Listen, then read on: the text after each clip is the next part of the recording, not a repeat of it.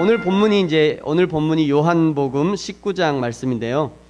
저희 교회에서 이 요한복음 설교를 언제부터 시작했냐면 2014년 2월 16일 주일부터 시작했더라고요. 저희가 이 2014년 2월 첫째 주 수요일부터 이제 예배드렸고 그 주하고 그 다음 주는 마태복음을 했고 2월 16일부터 요한복음을 설교해 왔습니다. 그러니까 이제 만 2년하고 2개월 정도 한 것 같아요. 그 중간중간에 이제 다른 절기에 관한 그런 설교도 하고 또 시리즈로 설교도 준비해서 했는데요.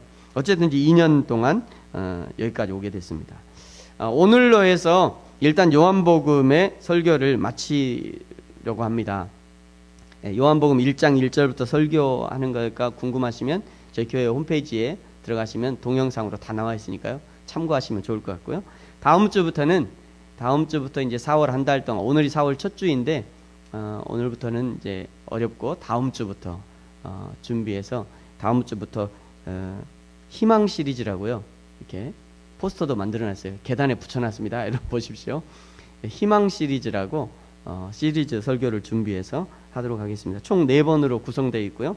그래서 10일날, 17일날, 24일은 주일이에요. 10일, 17일, 24일은 주일인데 요게 이제 4월 마지막 주라서 4월 마지막 수요일에는 이 시리즈 설교의 마지막 부분을 수요일날 하도록 하겠습니다.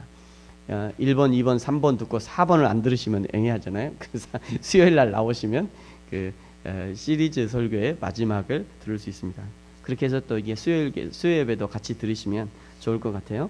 여러분도 설교를 통해서 영적 유익을 얻을 수 있도록 기도하시고 기대하시고 또 설교를 준비하는 저를 위해서도요. 또 우리 교회와 성도들에게 유익한 설교가 준비될 수 있도록 또 기도해 주시기 바랍니다. 오늘 이제 16절부터 보시면요. 오늘 16절부터 19절까지 보면 이렇게 조금 있으면 이라는 단어가 7번 반복됩니다. 네, 이렇게 하나, 둘, 셋, 넷, 다섯, 여섯, 7번. 그러니까 16절 네 구절에 조금 있으면이라는 단어가 7번 연속해서 등장하는 거예요. 조금 있으면이라고 하는 이 단어에 조금이라고 하는 이 조금이라는 단어가 헬라어로요 미크론이라는 단어입니다. 미크론. 이 미크론이라는 단어는 시간이나 간격이 아주 작다 이런 의미예요. 시간이 작고 간격이 아주 작다. 여기서 미크로스라는 단어가 나오고요. 그 영어의 마이크로라는 단어가 여기서 나옵니다. 마이크로는 아주 현미경으로 봐야 되는 그런 아주 작은 거잖아요. 그러니까 아주 작은 것을 얘기하는 거예요. 예수님께서 제자들과 함께 할 시간이 이제 매우 작게 남았다. 내가 너희 제자들과 같이 할 수 있는 시간이 너무 조금 남았다. 지금 이 얘기를 하고 계신 거예요. 예수님께서 조금 있으면 아버지께로 가고 조금 있으면 너희들이 나를 보지 못할 것이다 하고 말씀하니까 18절에 보시면요. 제자들이 이 조금이 있으면이 도대체 무슨 말씀인지, 조금이란 것이 얼마만큼인지, 조금이 도대체 얼마만큼인가, 도대체 무슨 일이 일어나길래 이렇게 예수님께서 조금 있으면 이라고 말씀하는가. 그런데 이제 겁나니까 조금 있으면 예수님이 가신다고 그러고 조금 있으면 뭐 하나님 아버지에게 간다고 그러시니까 그 제자들이 덜컥 겁이 났어요. 그래서 겁이 나니까 누구 한 사람도 용기 내서 예수님께 물어보지 못합니다. 다 궁금은 했는데 물어보지는 못해요. 그러자 예수님께서 먼저 제자들의 마음을 아시고요. 이제 조금 있으면 무슨 일이 일어나게 될지에 대해서 예수님께서 먼저 말씀해 주십니다. 이제 그게 20절이에요. 우리 20절 같이 한번 읽겠습니다. 시작. 내가 진실로 진실로 너희에게 이르노니 너희는 곡하고 애통하겠으나 세상은 기뻐하리라. 너희는 근심하겠으나 너희 근심이 도리어 기쁨이 되리라. 아멘. 조금 있으면 제자들에게는요 곡할 일이 일어난다는 거예요. 제자들에게는 곡하고 너희들 제자들은 조금 있으면 너희들이 곡할 일이 일어날 것이다. 조금 있으면 너희들이 애통하는 일이 일어날 것이다 얘기하는 거예요. 예수님의 제자들은 예수님의 고난과 죽으심으로 선생님을 잃은 이 슬픔과 선생님을 잃은 슬픔과 자신들의 꿈이 산산조각 난 것에 대해서 곡하게 된다는 거예요. 이때까지만 해도 제자들은 꿈이 있었습니다. 어떤 꿈이냐면 우리 선생님 예수가 이제 저 예루살렘에 올라가지고 저 로마 정부를 뒤엎고 세계에서 뛰어난 이스라엘 민족을 이룰 것이다. 이런 생각을 하고 있었어요. 그래서 그냥 부푼 꿈을 갖고 있었죠. 그런데 조금 있으면 그 너희들이 갖고 있던, 제자들이 갖고 있던 그 꿈이 산상조각 날 것이다, 이것을 얘기하시는 거예요. 그러나 세상은 기뻐한대요. 세상은 기뻐한답니다. 제자들은 곡하고 애통하는데 세상은 기뻐하는 거예요. 여기 세상이라뇨, 악한 사단 마귀가 붙들고 있는 세상, 마귀가 주장하는 세상을 의미하는 것입니다. 에베소서 6장 12절 이렇게 말씀하셔요. 우리의 씨름은 혈과 육을 상대하는 것이 아니요 통치자들과 권세들과 이 어둠의 세상 주관자들과 하늘에 있는 악의 영들을 상대하는 것이다. 세상의 주관자가 악한 영, 사단이 주관하고 있다는 것을 보여주는 것입니다. 그러므로 세상이 즐거워하고 기뻐하는 것은 악한 사단적인 것을 즐거워하고 좋아한다, 이렇게 해석할 수 있는 것입니다. 지금도 악한 사단은요, 가능하면 더 많은 그리스도인을 넘어지게 하는 것을 좋아하고요, 더 많은 교회를 무너뜨리는 것을 좋아합니다. 더 많은 목회자들과 성도들을 시험과 유혹에 빠뜨리는 것을 좋아해요.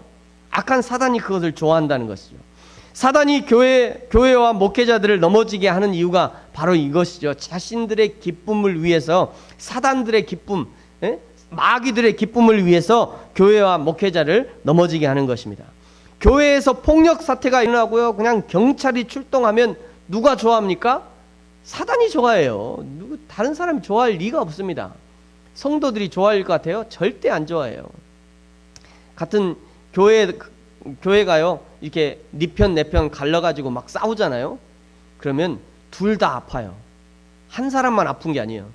너는 목사 편, 나는 장로 편, 이래갖고 교회가 막 싸우잖아요. 갈라져가지고. 지금도 광주에도 그런 교회가 있잖아요. 싸우면요, 둘 다 아파. 어느 한 사람이 안 아픈 게 아니에요. 둘 다 아파요. 그럼 누구만 좋아해요? 사단만 좋아하는 거예요. 사단만 난리 났지 뭐. 잘 됐다, 그냥 저 큰 교회 박사 깨버리자, 이 교회. 사단만 좋아하는 것입니다. 저도요, 이런 일들이 저에게도 많이 일어납니다. 마음이 어려워지면요, 새벽 예배 하기 싫어요. 마음이 어려워지면 설교 준비하기 싫어요. 진짜로. 마음이 어려우면 교회 와가지고요, 그냥 텔레비나 보고 있고요, 영화나 보고, 영화 다운받아 영화나 보고 그러고 싶어요. 마음이 어려워지면 말이죠. 그런 일도 많이 있습니다. 실제로 말이죠. 그나마 제가 목회자라는 것이 저를 조금 붙들어줘요. 새벽 예배예요, 하기 싫어, 새벽 예배 하기 싫어갖고 내내 미루고 있다가 시간이 점점 다가오면요, 그래도 그 새벽에 은혜를 사모해서 오는 이 성도님들이 눈앞에 서원해가지고 다시 아유 이러면 안 되지 라고 해서 다시 또 새벽 예배를 준비합니다. 주일에 오실 여러분들 한 분 한 분을 생각하면 그냥 넘어져 있을 수 없어요. 앉아 있을 수 없어요. 다시 털고 일어나서 또 새벽 예배를 준비하고 또 하나님의 말씀을 묵상하고 다시 또 설교를 준비하고, 그러고 보면 목회자가 된 것이 얼마나 감사한 일인지요. 저를 붙들어주는 그런 일인 것입니다. 목회자는 성도의 신앙의 승리를 위해서 기도하고요, 성도는 목회자의 정결과 성령 충만을 위해서 기도해야 되는 것이에요. 이것이 뭘까 생각하다가 제가 이렇게 제목을 한번 붙여봤어요. 영적 품앗이. 저 어릴 때, 요즘엔 저렇게 모내기 안 합니다만 어릴 때는 다 저렇게 모내기 했잖아요. 다 동네에서 품앗이 해가지고 오늘은 니네 집 가서 도와주고 내일은 또 우리 집 와서 도와주고 품앗이 했잖아요. 영적 품앗이가 이런 것이 아닌가 생각합니다. 영적 품앗이. 성도들은 목회자를 위해서 기도하고 또 사역자들을 위해서 기도하고, 사역자들은 성도들의 일을 위해서 또 기도해 줄 수 있는 것. 사랑하는 성도 여러분, 사역자들과 성도님들의 영적 품앗이를 한번 해보시지 않겠습니까? 여러분의 기도 제목을 저에게 또 우리 사역자들에게 알려주십시오. 영적 어려움들을 알려주십시오. 언제든지 이런저런 일들을 위해서 기도해달라고 요청하십시오. 집안의 사정이나 자녀들의 기도해야 할 일들을 알려주십시오. 그러면 사역자들은 새벽에 또는 개인적인 시간에 기도하게 될 것입니다. 성도들은 교회의 일들을 위해서 개인적인 시간에 기도해 주시고요, 목회자의 가정과 자녀를 위해서 기도해 주십시오. 교회와 사역을 위해서 기도해 주시기 바랍니다. 여러분, 목회자가 살면요, 목회자가 살면 성도가 사는 것이고요, 성도가 살면 교회가 사는 것이고, 교회가 살면 또 목회자가 살게 돼요. 이것이 영적인 순환이 아닌가 생각합니다. 영적인 순환. 그래서 목회자는 성도들이 꼭 필요한 것이고요, 성도들은 목회자가 꼭 필요한 것이고, 성도가 없는 목회자, 그건 무슨 의미가 있겠습니까? 목회자 없는 성도, 무슨 의미가 있겠어요? 지금 우리나라에는요, 서울의 어느 큰 교회인데, 아주 유명한 교회인데요, 한국 교회 아주 한번 센세이션을 일으켰던 그런 교회인데, 그 교회는 목회자가 없이 교회가 이루어져요. 목회자가 없이 어떻게 교회가 이루어질까? 돌아가신 목사님 설교를 들어요, 매주. 여러분, 그건 교회 아닙니다. 교회는 아니에요. 그 교회를 메시지 들으러 온다. 물론 메시지가 있으니까 메시지를 듣지만, 교회는 메시지만 들으러 오는 데가 아닙니다. 그건 아니에요. 교회는 목회자와 하나님과, 목회자, 살아계신 하나님과, 그리고 목회자와 또 성도들이 이게 서로 이렇게 커뮤니케이션 하는 거죠. 서로 목회자는 하나님의 말씀으로 얘기하고, 또 성도들은 그걸 들으면서 목회자에게 얘기하고, 또 식사하면서 얘기하고. 이게 목회자와 성도와 교회, 목회자와 성도가 이런 아름다운 유기체를 이룰 때 이것을 교회라고 하는 것입니다. 그러나 악한 사단은요, 늘 이런 선한 순환을 깨뜨리려고 틈을 노리고 있어요. 번개가 치잖아요. 악한 사단이 그렇게 번개를 던지는 거예요. 성도들을 깨뜨리고, 목회자를 깨뜨리고, 교회를 깨뜨리기 위해서 번개를 던지는 것입니다. 그래서 예수 그리스도의 잡히심과 고난과 죽으심을 사단이 그렇게 기뻐했던 거예요. 이야, 드디어 됐다. 드디어 깨뜨렸다. 드디어 저 예수 그리스도를 죽였다. 이제 성도들은 흩어지겠지 라고 사단이 즐거워했던 것입니다. 그러나 오늘 20절 하반절은요, 반전의 말씀이 기록되어 있어요. 우리 20절 하반절 빨간 글씨만 같이, 앞에 빨간 글씨만 같이 읽겠습니다. 시작. 너희는 근심하겠으나 너희 근심이 도리어 기쁨이 되리라. 아멘. 예수님이 잡히시고 고난을 받으시고 돌아가셨을 때 제자들에게는 큰 근심이 되었습니다. 그러나 그 근심은 곧 기쁨이 될 것이에요. 왜냐하면 예수님은 그 고통과 죽음의 자리에서 계속 있지 않으셔요. 그 죽음의 자리에서 계속 있지 않으시기 때문입니다. 예수님은 그 사망의 고통을 이기시고 부활하시기 때문이에요. 제자들과 성도들이 그 사실을 미리 안다면 예수님이 잡히시고 죽으시고 그 순간에는 슬플 수밖에 없지만, 그러나 얼마 후에 슬픔은 기쁨으로 변화되게 되는 것입니다. 성도들이 이 땅에서 고난을 받는 것은요, 어찌 보면 너무도 당연한 일이에요. 당연한 일입니다. 누가복음 14장 26절 27절은요 예수님의 제자가 될 수 있는 조건을 이렇게 소개합니다. 여기 참고로 여기서 예수님의 제자라고 하는 것은요 성도와 같은 의미입니다. 성도와 제자를 구분하지 않아요. 예수님은 성도와 제자를 따로 구분해서 부르지 않습니다. 예수님의 성도들은 다 예수님의 제자가 돼야 하는 것이고요, 성도로 부름받을 때는 예수님의 제자로 부름받은 것이에요. 누가 이 예수님의 제자가 될 수 있는가? 26절 이렇게 말씀하죠. 무릇 내게 오는 자가 자기 부모와 처자와 형제와 자매와 더욱이 자기 목숨까지 미워하지 않으면 능히 내 제자가 되지 못하고, 누구든지 자기 십자가를 지고 나를 따르지 않는 자도 능히 내 제자가 되지 못하느니라. 예수님을 믿는 것 때문에 때로는 부모와 처자와 형제와 자매를 멀리해야 할 때가 있다는 것이에요. 그렇다고 해서요 예수 믿으면 부모와 처자와 형제와 자매를 멀리해야 된다, 그런 얘기 아닙니다. 지금 그런 얘기 하는 건 아니에요. 예수 믿으려면 부모와 처자와 형제와 자매보다 예수님을 더 사랑해야 된다는 것을 의미하는 것입니다. 부모와 처자와 형제와 자매들보다 예수님을 더 사랑해야 된다. 자기 목숨보다 더 예수님을 사랑해야 그것이 예수님의 제자의 조건이 된다, 이런 의미예요.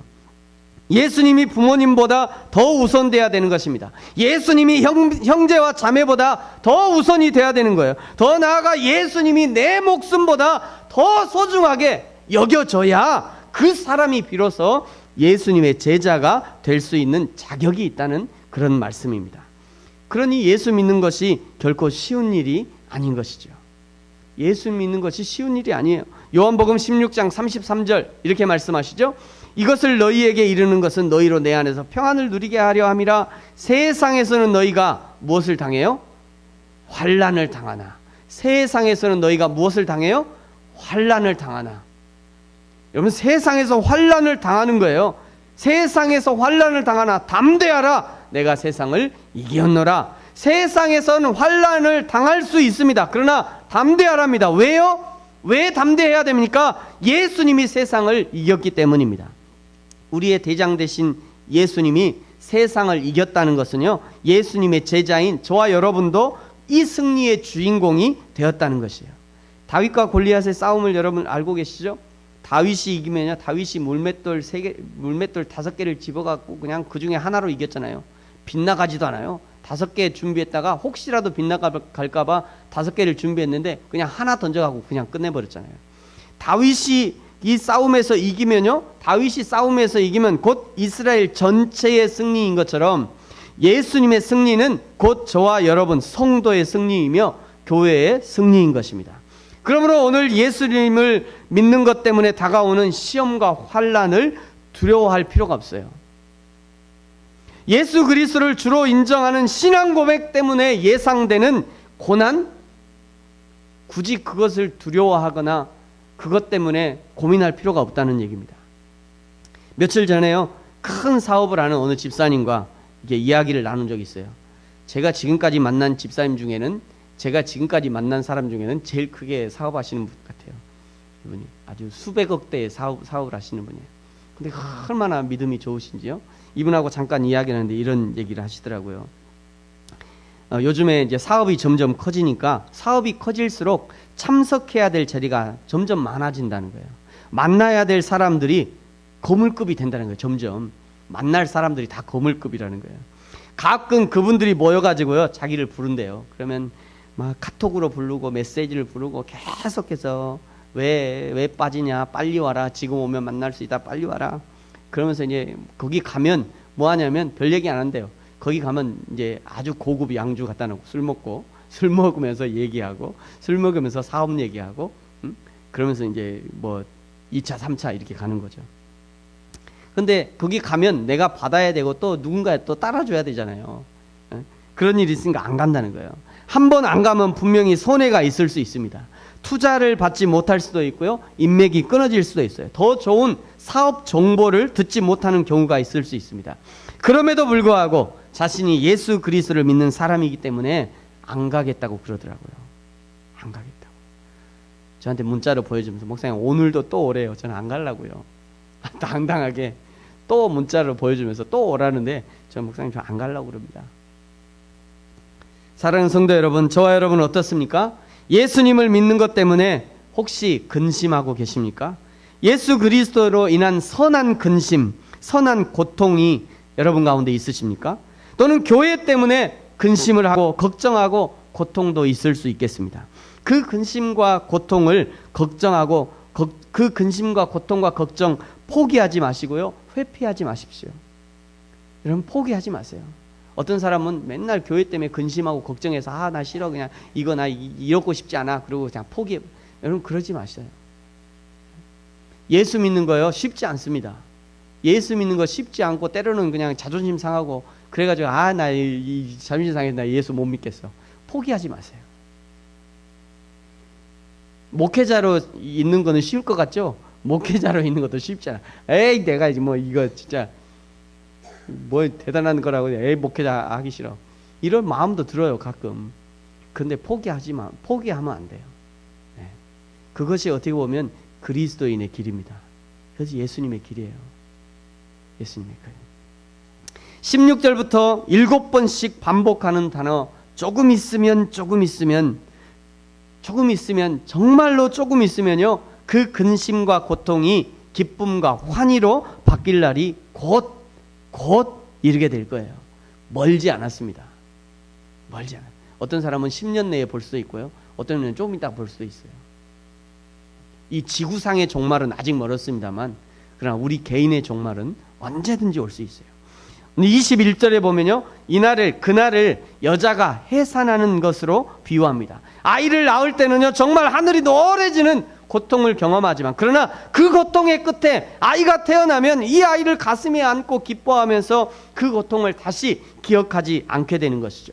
22절에 보시면, 그러므로 지금은 근심하지만 내가 다시 너희를 볼 것이다. 예수님이 사망과 죽음의 권세를 이기고 부활하셔서 다시 보겠다는 말씀이죠. 부활할 뿐만 아니라 영원한 하나님의 나라에서 영혼과 영혼으로 만나게 될 날을 말씀하시는 것입니다. 그때는 그 누구도 우리의 기쁨을 빼앗지 못할 것입니다. 23절은요, 그때 물을 일도 없을 것이다. 그때는 너희들이 나에게 묻지도 않을 것이다. 이렇게 말씀하시는 거예요. 고린도전서 13장 12절에 보시면 이런 말씀이 있어요. 우리가 지금은 거울로 보는 것 같이 희미하나 그때에는, 여기 그때에는, 이 그때에는이 뭐냐면요, 예수님의 때가 되면 이런 의미예요. 예수님이 다시 오시면 이런 의미입니다. 우리가 하나님 앞에 가게 되면 이런 의미입니다. 우리가 하나님 앞에 가게 되는 그때에는 얼굴과 얼굴을 대하여 볼 것이요, 지금은 내가 부분적으로 하나 그때에는 주께서 나를 아신 것 같이 내가 온전히 알게 될 것이다. 마지막 날에 주님을 만나면 그때는 영으로 알게 되고 온전히 알게 되는 것이에요. 그 고통과 삶의 이유를 알게 되는 것입니다. 왜 그때 세상에 있을 때 말이지요, 왜 그때 내가 이 교회를 다녔는지 그때 알아요. 그때 생각해 봤어요. 왜 내가 말이지 이 중동 이 땅에서 이 지하 이 교회, 이 냄새나는 이 교회에서 우리가 도대체 여기서 뭐 하고 있나 그때 알아요. 그때. 지금은 모릅니다. 지금은 몰라요. 우리가 그때 알게 될 것이에요. 그때 왜 이 열악한 환경에서 신앙생활 하게 하셨는지 여러분 그때 알게 돼요. 그때 성도들을 만나서 섬기게 하셨고 그 성도들을 통해서 하나님이 우리를 어떻게 성장시켜 주셨는지 여러분 그때 알아요. 제가 이렇게 목회를 해보니까요, 제가 이제 살아온 날들이 47년 살았습니다만 47년 산 제 인생 중에 제일 보석 같은 인생으로 생각되는 부분이 있어요. 그 부분은 어디냐면 일본에서 유학할 때요. 일본에서 유학할 때 6년 동안 신문 배달하고 말이죠. 6년 내내 신문 배달하고 아르바이트하고 잠잘 시간도 없이 교회 섬기고 그러면서 성도들 돌아보고 했던 그 시간이 돌아보니까 가장 보석과 같은 시간인 것 같아요. 우리가 하나님 앞에 가면 알게 된다는 거예요. 그때는 몰라요. 그때는 내가 왜 이렇게 우리 아버지가 돈 좀 많았으면 내가 그냥 돈 팡팡 쓰면서 편하게 유학생활 할 건데 내가 왜 이러고 있나, 그런 마음이 들 수도 있겠습니다만 지나고 보니까 다 안다는 거예요. 여러분 오늘 지금 우리가 고통을 겪고 있고 때로는 답답하고 때로는 다 알 수 없는 것 같아서 고난스럽고 고통스럽지만 그러나 그때가 되면 다 알게 되는 것입니다. 그때 부활하신 주님을 만나게 되는 그때 알게 된다는 것이에요. 하나님을 영으로 만나는 그때는요, 얼굴과 얼굴을 마주보는 것처럼 모든 이유와 원인과 결과들을 다 알게 된다는 그런 말씀입니다. 그러나 지금은 모르는, 그때 알게 되는 것이지 지금은 몰라요. 지금은. 그죠? 저와 여러분이 다 모르잖아요. 여러분 다 모르잖아요. 왜 이 부르심교회 이 지하에 있는 교회를 다니고 있나? 여러분 다 몰라요. 우리도 잘 몰라요. 저도 잘 몰라요. 왜 우리가 지금 여기 있는지 잘 몰라요. 지금은 모르니까 그럼 어떻게 해야 되는가? 23절 하반절에 말씀하는데요, 내가 진실로부터 같이 한번 읽습니다. 시작. 내가 진실로 진실로 너희에게 이르노니 너희가 무엇이든지 아버지께 구하는 것을 내 이름으로 주시리라. 그러면서 24절 이렇게 말씀합니다. 지금까지는 너희가 몰라서 아무것도 구하지 않았지만 그러나 이제는 구하라 그러면 받을 것인데 너희 기쁨이 충만하게 될 것이다 말씀합니다. 이것은 기도에 관한 말씀이에요. 사람이 기도한다는 것은요, 고통스러운 경험입니다. 기도한다는 것은 나는 아무것도 할 수 없다는 그런 고백인 것이에요. 기도한다는 것은 나는 할 수 없으니 주님께 도와달라고 요청하는 항복의 의미입니다.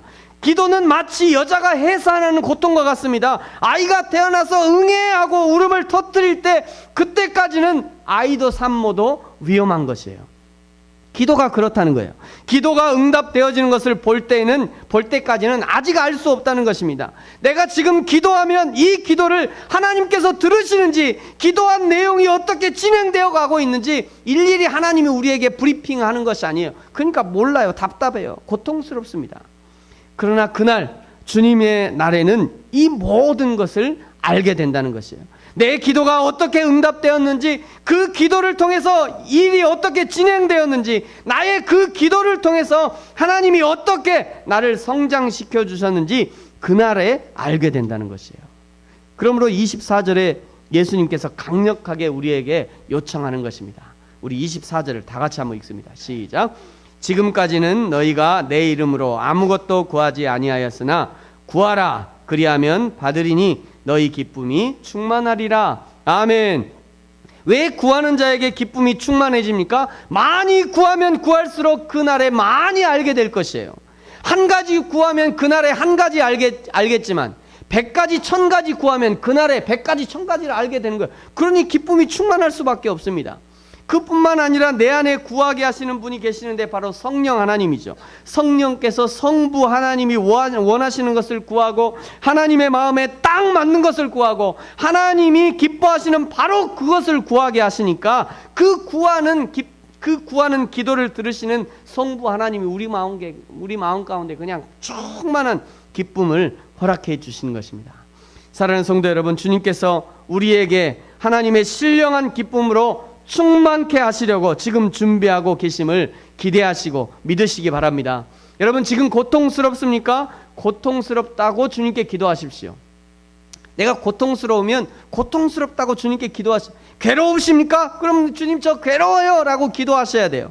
지금 즐겁고 행복합니까? 그러면 주님 저 너무 즐겁고 행복해요. 주님 저 너무 좋아요. 그렇게 주님께 기도하는 거예요. 지금 기도하면 지금 당장 이 모든 것을 알게 되는 것은 아니지만 때로는 이 땅을 사는 날 동안에 모르고 지나가는 일들도 있을 수 있습니다만, 그러나 주님께서 오시는 그날, 그 마지막 날에는 우리가 올려드리는 그 모든 기도가 응답되어질 것뿐 아니라 그 모든 것들이 베일에 쌓인 것을 다 얼굴과 얼굴을 마주보는 것처럼 알게 될 것입니다. 날마다 기도함으로 우리의 필요를 하나님께 구하고 그리고 하나님의 때에 신령한 기쁨으로 채움받는 저와 여러분이 되어지기를 예수님의 이름으로 축복합니다. 기도하겠습니다.